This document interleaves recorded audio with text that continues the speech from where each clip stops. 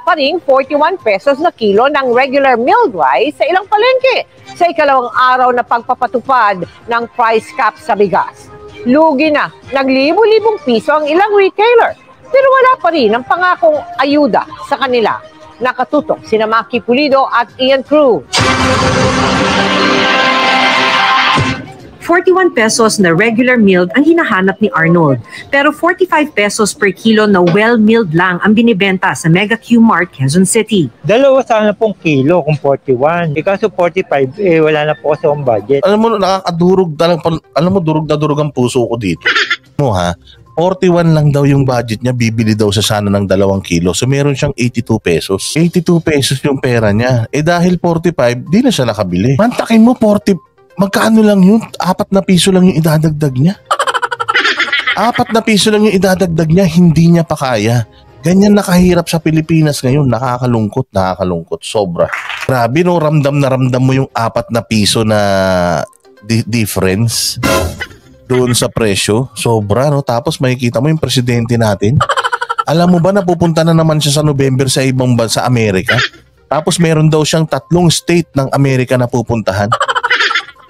Grabe no, tinaasan niya yung kanyang budget para sa kanyang allowance sa travel.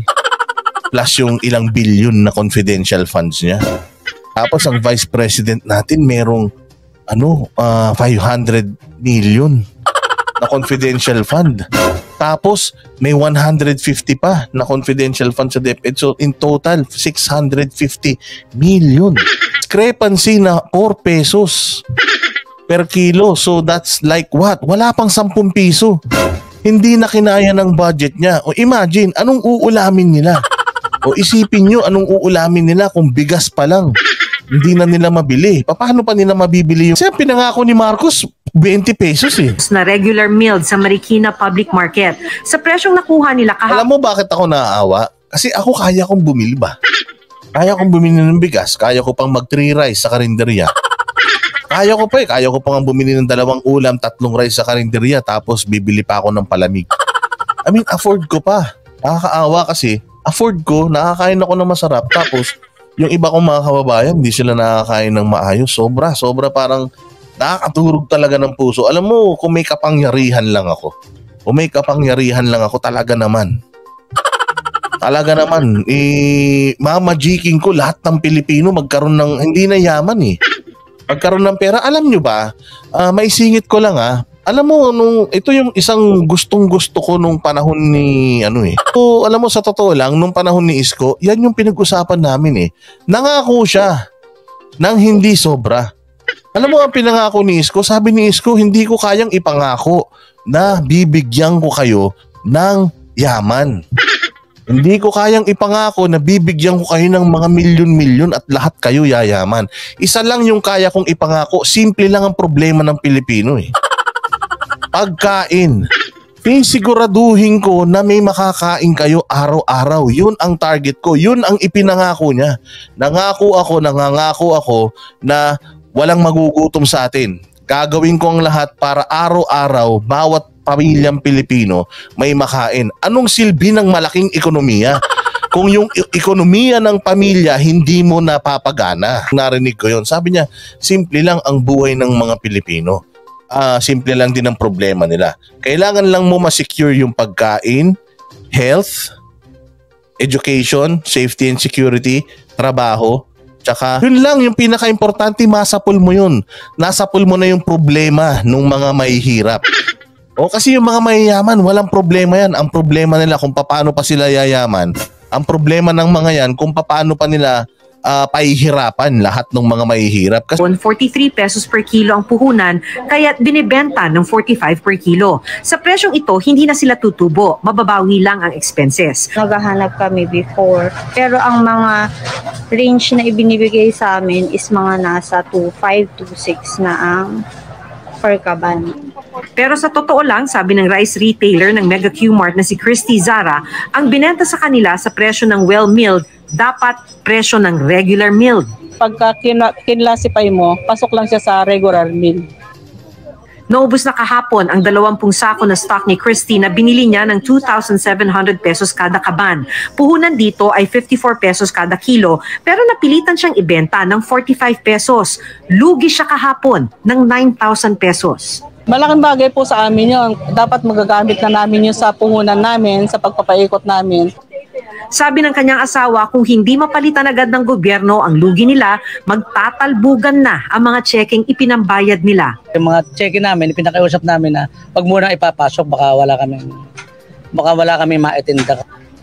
May 25,000 rice retailers sa Metro Manila pa lang. Inaayos lang daw ang listahan ng mga bibigyan ng 15,000 mula sa DSWD Sustainable Livelihood Program. Ang target ng pamahalaan bago matapos ang linggo nagdi-distribute na dito sa NCR. Kaya mabilisan talaga. Sakaling maplansya na ang lahat ng mga detalye, balak ng DSWD na sa palengke mismo ang payout. We work with the retailers associations and market associations. We can do naman the payout on-site para hindi sila lalayo na sa kanilang lugar. So saan sila magbe-base kapag ka-member ka ng association na accredited nila? What if kung hindi ka na naman member ng association na yon? Natatandaan ninyo na nagkaroon ng oil spill yan sa may Mindoro, namigay sila ng financial support doon sa mga mangingisda na nakalista lang sa kanila. Paano naman yung mangingisda na hindi nakalista sa kanila? Hindi nila nabigyan. So yun ang problema. Inoobliga nila lahat ng mga tindahan na magtinda.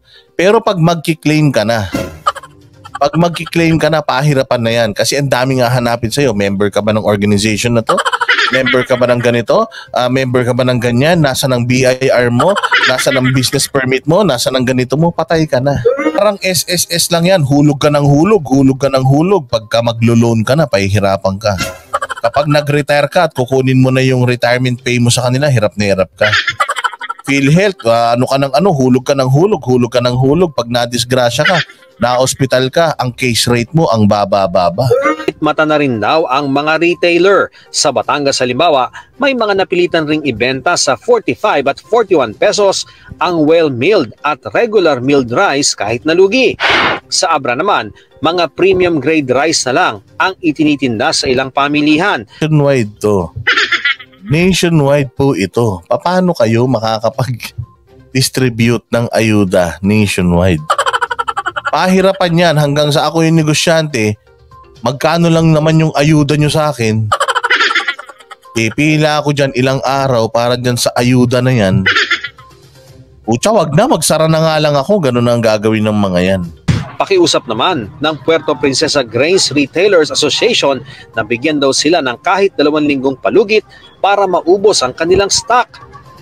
Kahit daw kasi magbigay ng ayuda ang gobyerno. Grabe yung 33, nakita mo?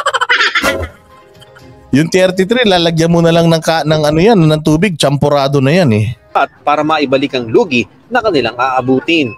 Nagbabala naman ang Public Market Administrator sa General Santos na mahigpit na sundin ng executive order at kung hindi ay mapipilitan silang isarado ang tindahan ng mga rice retailer. Ang PRISM o Philippine Rice Industry Stakeholders Movement na samahan ng mga rice traders sa bansa, titiyakin daw na may maititindang 41 at 45 pesos na regular at well-milled rice ang mga retailers sa merkado. Sabi naman ng Executive Secretary Lucas Bersamin, magbabantay din ng kanyang opisina upang matiyak na napapatupad ang price ceiling. Ayan magbabantay kayo para matupad yung price ceiling. Bakit kaya dating Supreme Court Justice Bersamin hindi kayo magbantay sa mga magnanakaw? Kaya hindi nyo bantayan yung mga hoarder.